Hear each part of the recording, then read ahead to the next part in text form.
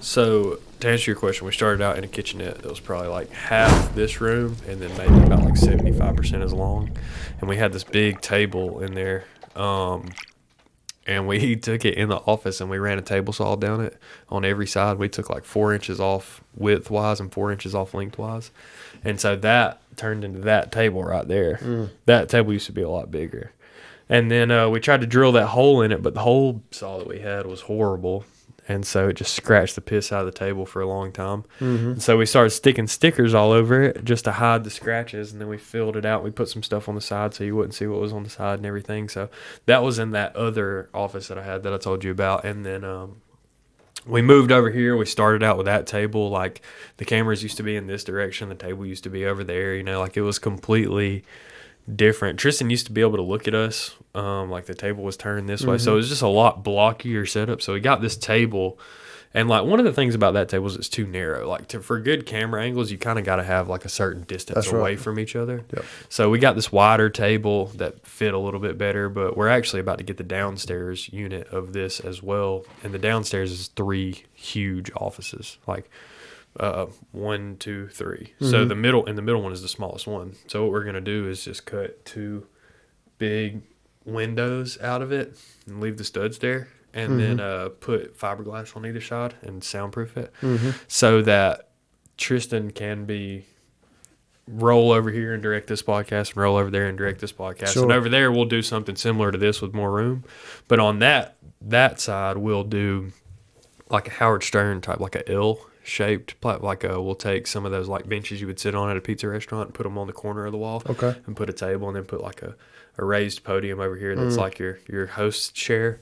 So we have plenty of money that we haven't made yet spent already in the future. Good. So, which I think is the standard. That's how you know you're in video production. That's right. If you haven't spent the next like $10,000 you make, you're not really in video production. That's right. Yeah. But it's been exciting. But I appreciate it. This is Burn the Ship. Really, the focus here is to figure out what it is that you do, what it is that you sell, the problem that you solve. But really, just learn from you as an entrepreneur, learn from you as a business person, and kind of take some of those experiences, see what we can make of them, see what we can make of them for our audience.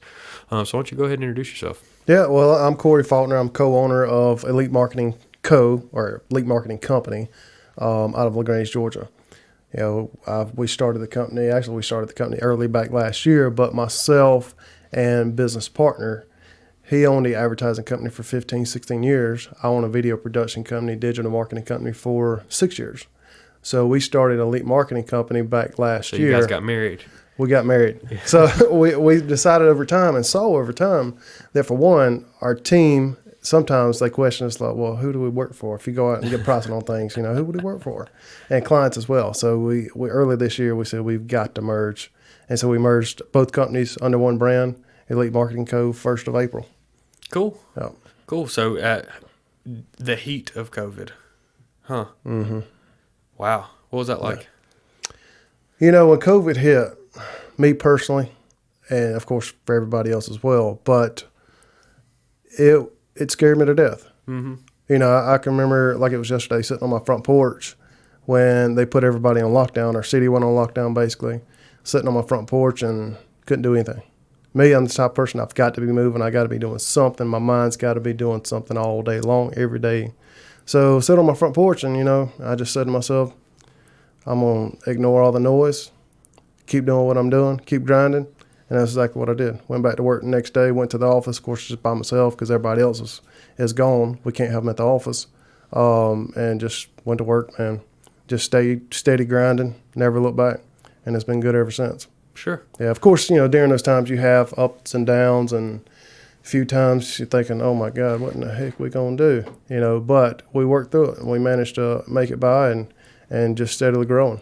Sure. And did you guys, that early in your business, did you guys already kind of have your ideal client kind of ironed out? Did you understand what exactly that you were looking for, or already had it boiled down? Or? We did, because, you know, my business partner, the primary industry he worked in was essentially the same as what I worked in. So I started, my old business was called Cedar Cross Media. In the beginning, it was all video production. So that's primarily what I stayed with. Only in the video production, like commercials for small businesses? Commercials, TV shows. I got my start, honestly, in 2010. Me and my son were, and I never picked up a camera other than taking pictures growing up as a kid. But in 2010, I had the opportunity, me and my son went to Pennsylvania to become pro staffers on a TV show, a hunting show. So we got accepted onto the show. And of course, part of being a pro staff, you had to film all of your hunts and everything that you do. Of course, turn that into the show, and they use it for their own shows. And then fell in love with the camera. And over the years, just truly fell in love with storytelling, telling a person's story through the lens of a camera. For one, I've got my own story, so that really sets deep with me, being able to do that through the lens of a camera. And then, getting out of the outdoor space, primarily focus on local companies, because I saw an opportunity that I could really help local companies tell their stories and brand themselves the way they need to be branded and market their companies the way they need to be marketed. So I got completely out of the outdoor space. I may, every once in a while, if I get a call to do a project, just to kind of get out of the office, go do a project Still in the outdoor hunt? space. Very little. I wished I could. I still love to, but after you chase somebody all over the globe, when you get back home, you kind of don't want to do it yourself. Right. You get burnt out on it, and at least I did. A lot of people don't. What were you guys hunting? Oh, man. Deer, elk, turkeys. Been to Africa several times. It's been all over the place. I did a documentary in Honduras. Been to Canada. Just been all over the place. Been in every state. Every state in the U.S., I think, but 6. So Wow. Been all over. That's interesting. Yeah. That really interests me. Just from a production on the outdoor space standpoint is just insane. But I love to hunt myself. That's why I ask. Is just like that. How did that work? What was it about that kind of fed your love for the camera? Were you guys kind of tandem hunting, and one was capturing, one was shooting, or? Well, for me and my son, when I first started, that's the way it worked out. But as I progressed and got my name, built a name in the outdoor space, when he got his driver's license and girlfriends and all Sure. that, he basically said, "No, I don't like being in front of the camera or behind the camera. I like just to hunt. So leave me alone." Right. But me, I progressed on with it, and I started making really good connections throughout the industry. It's as a producer, camera guy, whatever you want to call it in outdoor space, that's your primary job, is to produce a show, produce content for a product, and that's what you do. You kind of run the show, you kind of run the hunt. So every once in a blue moon, you might be able to go hunt yourself, but primarily you don't. Right. Yeah, but I loved it. Over time, I kind of turned a hobby into a job, and then it got burned out for me. Right. A lot of guys, that's all they do. That's all they want to do. But for me, I really love helping local companies and other companies grow and succeed and reach their dreams like they want to. And in some cases, in the outdoor space, it's hard to do. Sure. Sure. So you got out of that space, you came home, you've definitely honed your skills as far as video production goes. What does your first client look like? How do you kind of get in that first client whenever you're home and you're deciding that's your direction? You would think, as being known kind of on a national level in the video production world and outdoor space, you would come home and kind of be the same. It would kind of be the same way. Sure. Shoot, it was like starting over, man. It honestly was. So thankfully, just through networking, that was the number one key for me, is to network and meet the individuals that I needed to meet and just get more involved in the community.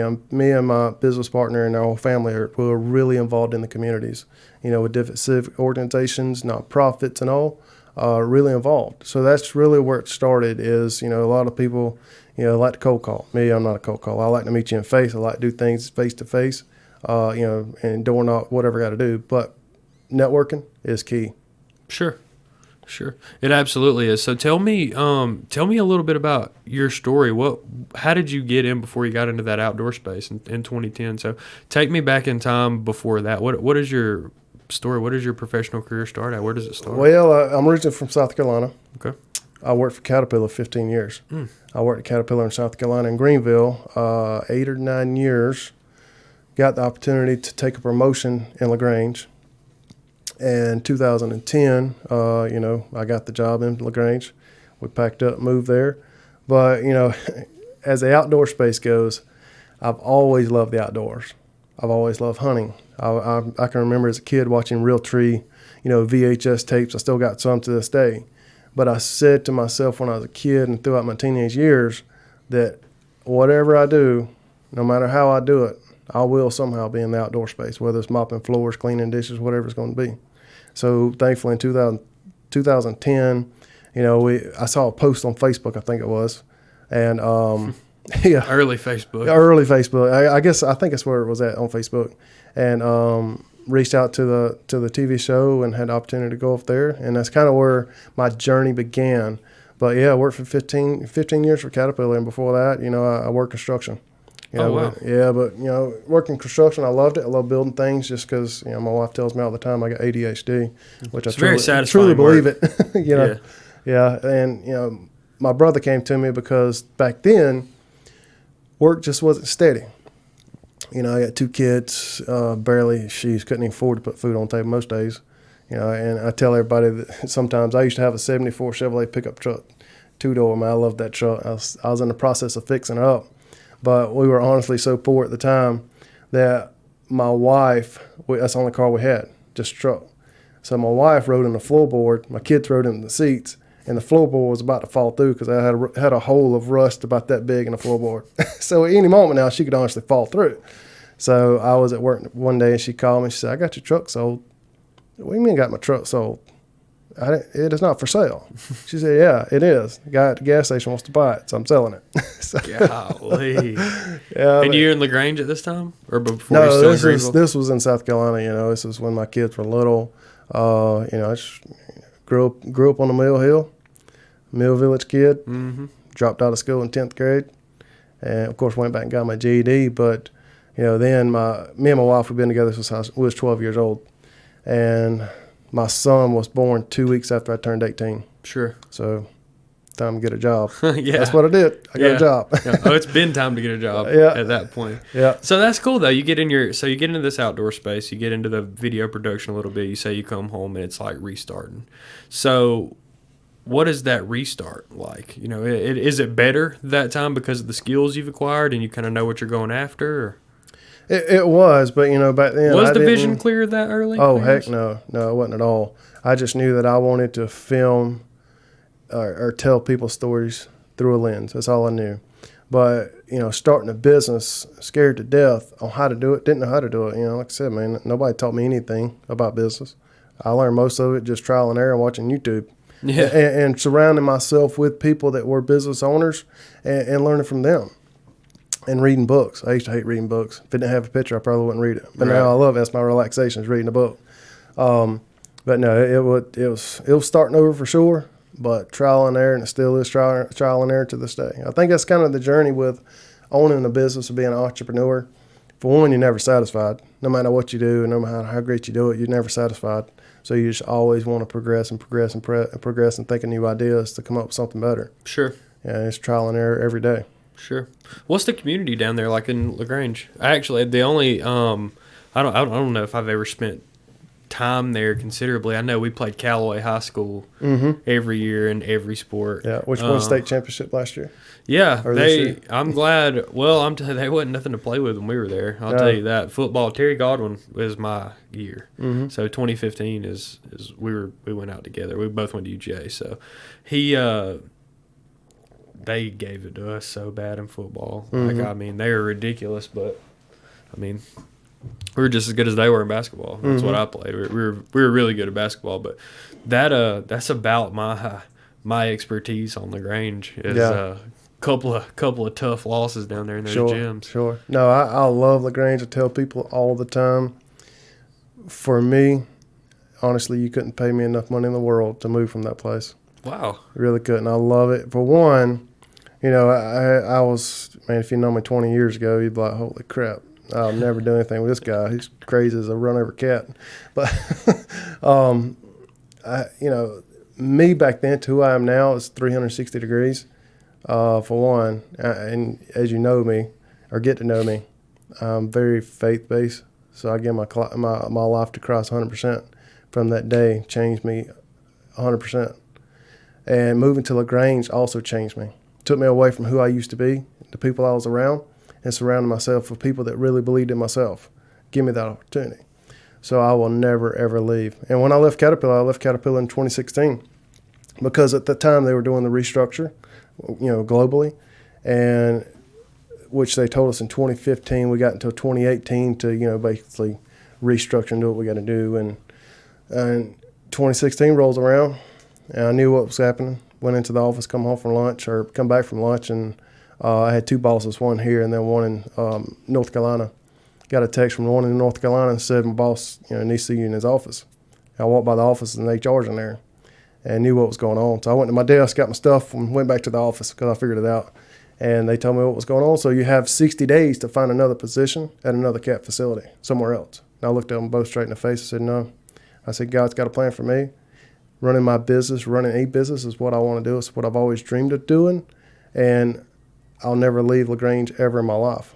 And as soon as I walked out that door, of course, scared to death, didn't know what the heck I was going to do. My wife, she was frantic mode, but, I told her, I said, God's got a plan for us. And the very next day, honestly, my phone I was booked for the whole year. Wow. Really was. I'm not the one that really worries. I worry when things get slow, but I mainly worry not necessarily of what's coming, but mainly for my own sake. It's like I said, I always have to be doing something. And if I'm not in rush mode every day, all day long, wondering, what needs to be done next, that's when I start to worry. I just kind of take life as it is and, only control the things you can control and don't worry about the things you can't control. Sure. Just do what you do, and that's what you need to do. Yeah, absolutely. Yeah. And one of the beautiful things is, like, we talk about this a lot, is intention with what you're doing.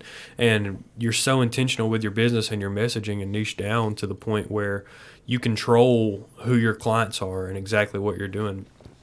Having that control of your business and being that level of entrepreneur is the only reason that you can do what it is that you want to do in the community and impact it that way without being intentional. Yep. You know what I mean? It's like the only reason that we can do this podcast in the way that we do it is because our client base is developed enough to build some, a pillow, a cushion around what we're doing in business. Like the only reason that we can provide this value in the way that we provide it without trying to charge everybody, $250 to come do a podcast is because credit card processing is going well. Sure. And there's something to be said for everything not being so intentional to your bottom line. You just do things a different way. Yep. You walk with a different faith, a different cadence, so it's just very different. And that's why that's kind of what it's like down there in LaGrange. What are some of the ways that you guys are kind of tied in with the community? Well, I'm about to be the president of Kiwanis Club. You sound excited about it. I do. Well, what's crazy is, myself, I had a very rough childhood. I was a very, very, very, very bad kid. And it's crazy. As I've gotten older, it seems like I keep getting stirred in the direction of helping kids. And I love it. I love every minute of it. So every nonprofit and organization that I'm with has something to do with kids. The Boys and Girls Clubs, and vice chairman on the Boys and Girls Club. About to take over as president of the Kiwanis Club. We have several other nonprofits in town that we work with. Twin Cedars, Communities in Schools, which is a national organization and all. But we really try to surround ourselves not just to be a part of something, but to give back. Really truly believe in giving back to the community. As God blesses us, we bless others, and that's what we try to do every day. Sure. And what are you guys looking for right now as far as clients goes? What specifically to those two industries? Like, what are some of the kind of symptoms that someone may be experiencing that says, hey, I think this is probably a good person that we can help? Well, number one, we really truly want to work with clients that have a desire to grow and a desire to make their life, their family's life, their team members' lives better. If we run across a situation or a client that has 5 people and that's all they want to ever be is 5 people and just, do work here and there, that's probably not the fit for us because we tell every client we're a partnership, we're a family. If you just want a one-off project, we'll give you a list of 10 individual companies that we know and work with and competitors for or whatever to go do work for, for you. But for us, it's a partnership. It's a true partnership, and we're done for the long haul. So that's for one. The next part is what we look for is what are they doing currently, and not doing well. So how can we come in to help you do it better? Stories is so powerful these days. And that's where a lot of companies and most companies fall is, everybody wants to buy something, but nobody wants to be sold to. So how do you do it? You do it through stories and educating them, not just pitching them a product every single day and throwing it in their face and hope they buy it. They want to know, how do you as a company connect with that individual that's buying your products? So we truly sit down and understand that. For one, where do you go as a company? Where do you want to go 5 years from now, 10 years from now, 30 years from now, whatever? And then what can we put in place on the services that we offer to help you get there? Right. So the reason I ask those questions in that way is it seems you guys are very, it's not even, I don't even want to say value based, because you guys are providing a tremendous value. It's more like connection based. Like the value is in the relationship. Yep. You know what I mean? It's like, that's what I think that is so beautiful about what we have going on in our company, is that the relationships that we've built after all this time are really the only reason that we've been type successful. And you guys are kind of, not mimicking that, because you've been obviously doing it in your own vacuum over there. You didn't learn anything from us, but you guys are really relating to your clients and your customers on a way, and their customers in a way that I think a lot of people aren't taking a lot of look at it that way. So Relationships. Contacts equals contracts. The only difference between the two is the R, is relationships. Every customer, every client that you work with, it revolves around relationships. And if you can't build that relationship as a partnership, then over time, it's probably going to fall. Right. It's going to fall apart. right. Relationships, man, is number one for us. Yeah. It really is. Yeah. Take out the undercover billionaire part and the Grant Cardone part and just make it like he said that himself. Like he invented it. That sounds good to me too. Well, that's cool, man. I'm interested in seeing where you guys end up, because I think that a journey with the vision that you guys have is a journey well spent. So I'm interested to see kind of where you guys end up and continue to develop as you continue to develop these suite of products. So tell me how we can help.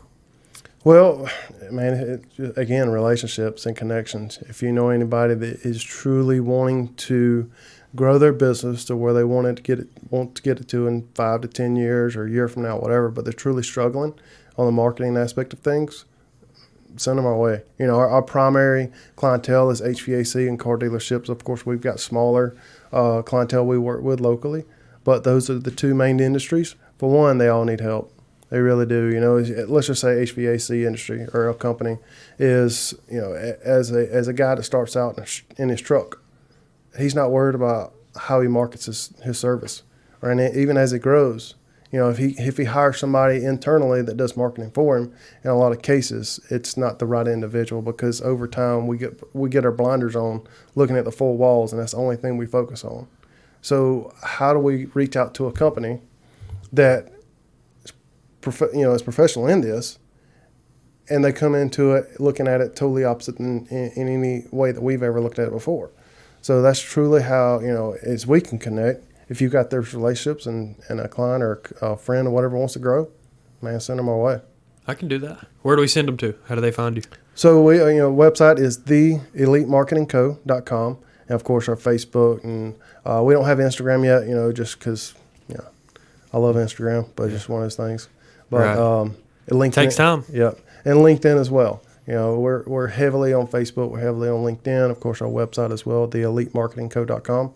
And then, of course, always call us anytime. We give our personal cell phone numbers, because we don't want a customer or a prospect calling just somebody at the front desk, and we want them to reach us as business owners personally. So, my cell number is 706-407-9600. Cool. Well, I appreciate you being here, man. I appreciate the travel. I appreciate you letting us know kind of what you're up to. And I think that my business, as well as the people that are listening, are aspiring, to run our business and run our life a lot like you. I think I think that you're a good example of what to look forward to and what entrepreneurship and that vision can bring you. Yep. I think it goes undersaid and undervalued, the direction and intention that you can live your life when you have this, overwhelming urge to help people. That's right. And you guys have that. I see that in you, and your company represents that in the fullest way. So Appreciate you coming out, man. This has been time well spent. I appreciate you, starting this road to a relationship with us. We'll definitely put some people in your pipeline for sure. Certainly, man. I thank you for having me as well. It's been a blast. Cool. Thank Thanks, you. man.